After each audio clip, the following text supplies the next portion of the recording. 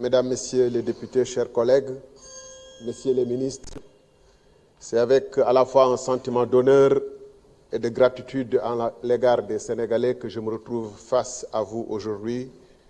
Et je souhaite pour nous tous, ainsi que pour le Sénégal, que cette législature soit une législature marquée pour le progrès et que les autorités en charge actuellement du pays réussissent parce que nous sommes au pays au bord de la rupture et que nous ne pouvons pas davantage souffrir d'autres retards ou d'échecs.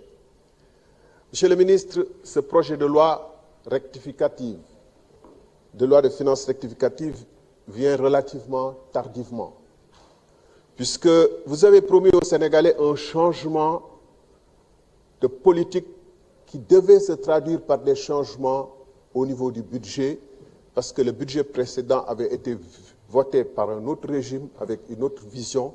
Et on s'attendait que dès les premiers mois de votre accession au pouvoir, que les orientations et le fameux projet que vous avez promis aux Sénégalais se traduisent dans le budget et que les projets soient immédiatement mis en place pour que, le plus tôt possible, un autre visage du Sénégal s'esquisse. Ceci étant, puisque nous sommes en train d'examiner ce projet de loi de finances rectificative, je me permets de noter des situations assez curieuses.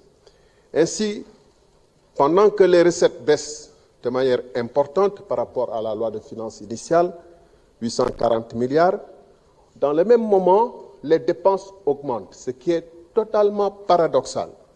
Parce que pour le coup, vous creusez le déficit de plus de 1500 milliards de francs CFA, alors même que le déficit du Sénégal était abyssal. Monsieur le ministre, dans un contexte international où les gens sont à la chasse contre le déficit, essayer de trouver le budget équilibré, cette situation interpelle le technicien que vous êtes. D'autant plus que ce déficit ne s'explique pas par des investissements tournés pour augmenter la capacité de production du pays. Et on en a vraiment besoin, puisque la campagne électorale agricole vient de le montrer, mais également notre école, notre université qui traverse des crises actuellement, prouve à suffisance que les ressources doivent être virées vers l'amélioration de l'avenir. Or, que constatons? Nous constatons un déficit qui sert essentiellement à subventionner de la consommation aux ménages, l'électricité. Vous me direz, c'est un débat, j'ai été ministre de l'énergie, que la subvention à l'électricité pourrait avoir un sens, mais dans un contexte moyennant. Mais ce déficit est tellement important, et le plus paradoxal, c'est que pendant ce temps, vous continuez à garder une nomenclature de l'administration où il y a des agences pléthoriques qui ne servent à rien. Et donc, de ce fait même, vous continuez à financer un déficit pour maintenir une administration pléthorique. Je ne dis pas une administration pléthorique, je dis des agences qui n'ont aucun sens. Si le temps le permettrait, je pourrais donner des exemples saisissants. Alors, comme avec le régime précédent, le déficit sert essentiellement, je l'ai dit, à subventionner des subventions qui permettent sans doute aux générations actuelles de supporter une situation difficile, mais renvoient l'addition aux générations futures. Vous avez fait le choix de ne pas rationaliser les agences. Et en fait, pour financer le déficit actuel, vous avez un besoin de financement qui se situe à 4 491 milliards, soit bien plus que les recettes du budget. Pour la première fois, je vois que les financements extérieurs dépassent de loin les recettes du budget.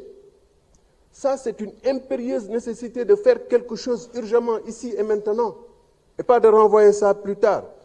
Et le service de la dette, qui a 2706 milliards, est un des postes les plus élevés du budget, plus que l'éducation nationale, plus que le salaire de la fonction publique, plus que certains investissements.